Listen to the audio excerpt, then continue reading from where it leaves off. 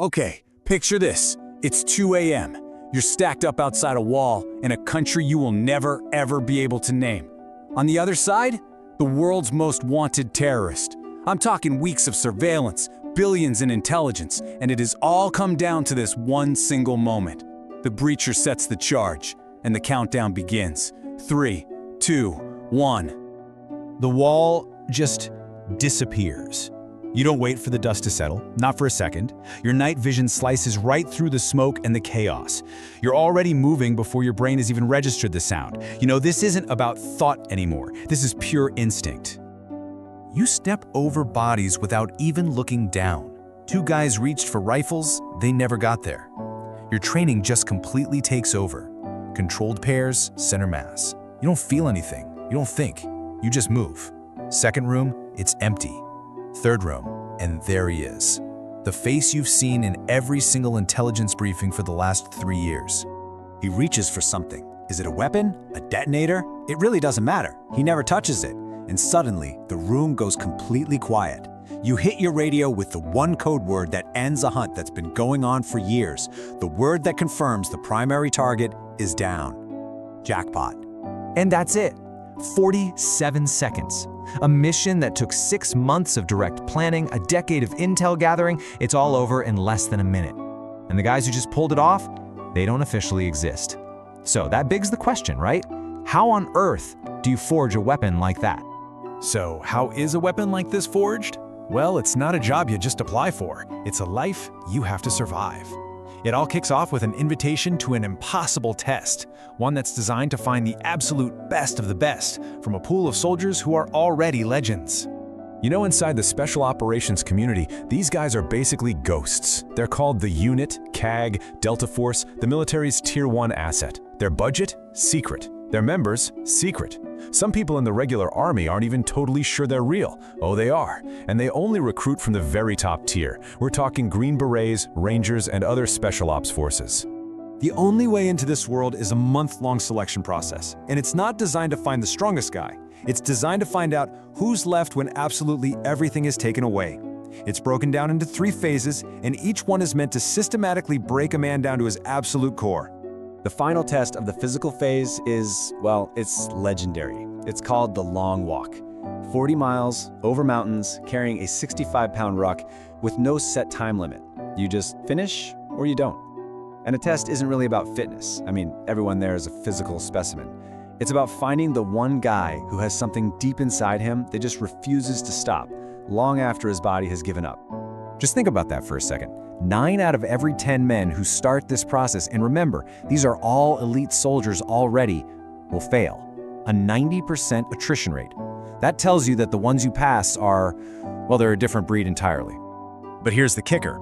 Passing selection, that's just permission to start training. Now comes the 6-month Operators Training Course, or OTC.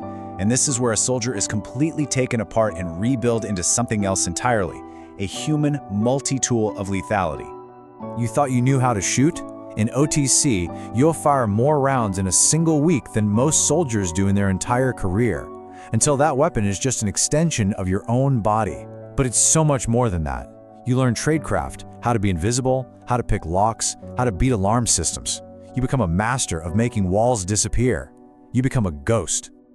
Now, what's really fascinating is just how different life inside the unit is. There are no uniforms, we're talking jeans and t-shirts, no saluting, it's all first names. Beards, long hair, totally fine if the mission calls for it. The only thing that matters is competence. The new guy can question a commander's plan because results are the only form of rank that actually counts. Within a team, yeah, guys specialize. You've got your assaulters, the door kickers, first into the fight. Your snipers, who can wait for days for that one perfect shot. Your breachers, who are basically artists with explosives. But here's the key. Everybody trains in everything. Because in the absolute chaos of a mission, anyone might have to do any job. So, once an operator graduates from OTC, his life just becomes this relentless cycle of deployments. The training's over. The hunt is on. The pace, the tempo, it's unlike anything else in the entire military. We're talking missions that sometimes happen multiple times a night. And this is a brilliant illustration of how the work just feeds itself. You do one capture mission on some mid-level guy, and you get his laptops and phones. That intel leads the analyst to the next target, a bigger fish. That target gets hit, and the cycle just starts all over again. Each raid is like pulling a thread to unravel an entire network. And the missions themselves, they vary dramatically. One night, it's a violent killer capture raid. The very next, it could be a zero-fail hostage rescue, where every single bad guy has to die and every hostage has to live. And then there are the loneliest missions of all. Singleton Ops, where an operator works completely alone in a hostile city, with zero backup if things go sideways. But this relentless pace, this life lived entirely in the shadows, it comes at a staggering cost. And it's a cost you can't measure in medals or promotions. It's measured in the quiet moments, long after the mission is over. Physically, the body just breaks down. Blown eardrums from 1,000 breaches, shot knees from years of carrying heavy rucks. But the mental toll, that's so much worse. The faces of enemies you've killed, teammates you've lost, hostages you've saved, they just play on a loop. And who can you talk to? These operations are classified. It makes therapy almost impossible. It's the one question that haunts every single operator after they leave. Was the cost to their body, their mind, their family, was it worth the impact they had? An impact, by the way, that they can never speak about and will never get recognized for. And this is where that cost becomes deeply, deeply personal. The source material talks about a failed marriage, a wife who just couldn't handle the long silences, or the fact that a different man seemed to come home from every single deployment.